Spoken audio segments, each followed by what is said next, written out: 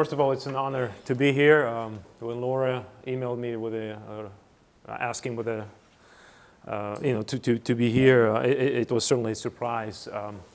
I guess my function here is to give you a sense of what the faculty are doing, at least in the College of Liberal Arts and specifically in the Department of History.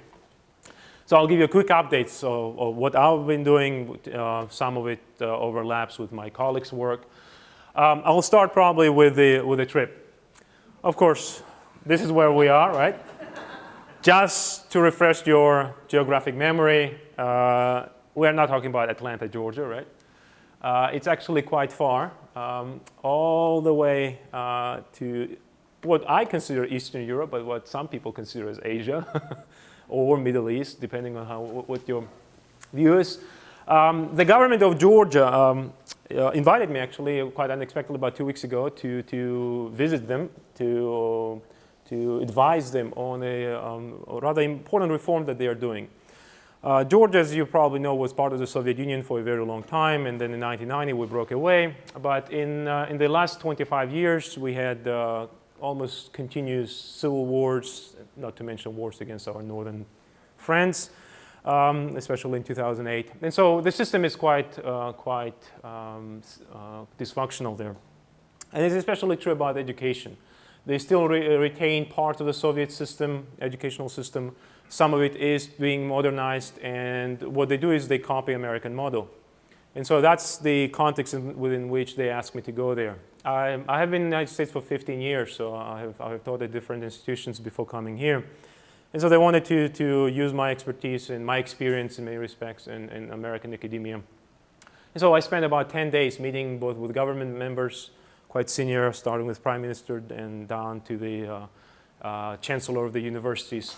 And what I saw, I tried to share my expertise, but more importantly, I tried to promote our university. And so what I saw, for example, and what I did upon returning back as I talked to Dr. Vassar, our provost, is that there is considerable interest in international relations from Georgia, especially in the education, in sending students to the United States. America is still a dream for many people around the world, certainly for Georgians. And coming and studying in American universities is something to aspire in that part of the world. And so after coming here, after returning back to university, I'm trying right now to hold some meetings, especially with Dr. Vassar, to see if we can accommodate some of the students from Georgia, which will be quite a nice boost to our enrollment as well. Now, what else have we been doing? So here are some of the pictures from my hometown, quite nice. Good place to visit. And here's the university itself. It is actually the oldest university in the whole Caucasus region, which is quite large. Been established back in 1918.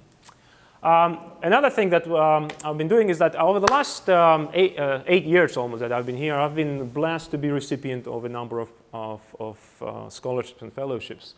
I held Hubert Humphrey's fellowship or professorship, and now I'm the beneficiary of the Sybil and Frederick Patton professorship, which allowed me to do a lot of things in terms of research and teaching, to develop new courses that have been offering over the past couple of semesters.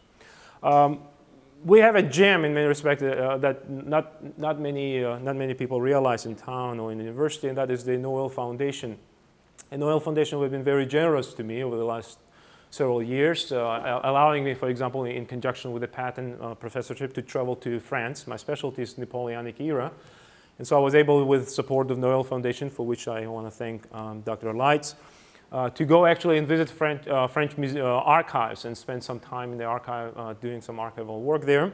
And as a result, partly as a result of this, we are working, Noel Foundation and I, we're working to create an exhibit here, which will be on print propaganda. As you probably know, Napoleon was overthrown almost exactly 200 years ago.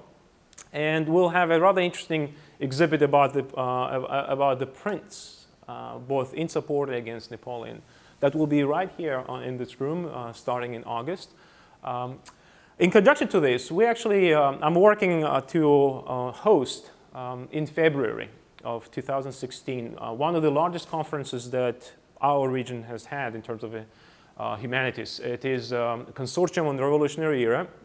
We'll bring over 200 scholars from around the nation and Europe to come and talk about revolutionary period that will include America, Europe, and the rest of the world in the time frame from 1750 to 1850. It's a big deal for us. I think, as far as I know, it is the largest humanities conference we ever hosted.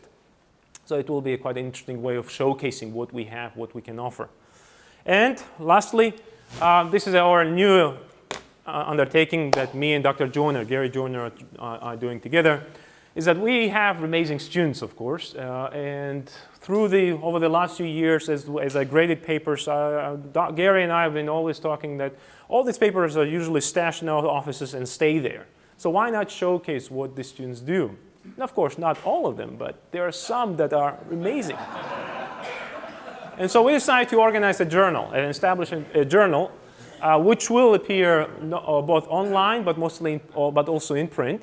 And I already made arrangements for it using professorship funds. So thank you for that.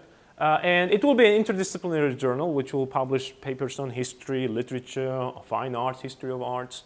And it will solicit and will select the best papers that our students produce, and we'll publish them quarterly throughout the year. So I think this will be a good way to show what our students are doing and the best that they can offer.